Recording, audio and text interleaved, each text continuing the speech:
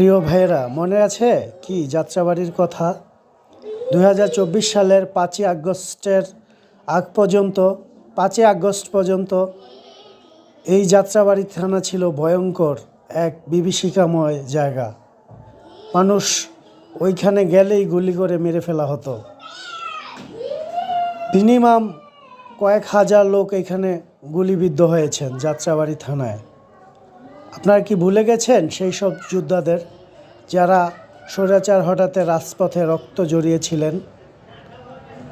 আমি ভুলিনি তাদের রক্তে অর্জিত স্বাধীনতা কি আমরা পেয়েছি, নাকি আবারও দুর্বৃত্ত, আবারও অপরাজনীতি বাংলাদেশে চলে আসছে? আজকে হাদি উপর গুলি করা হয়েছে। প্রিয় দর্শক, আপনারাই বলুন কি পরিস্থিতি বর্তমানে।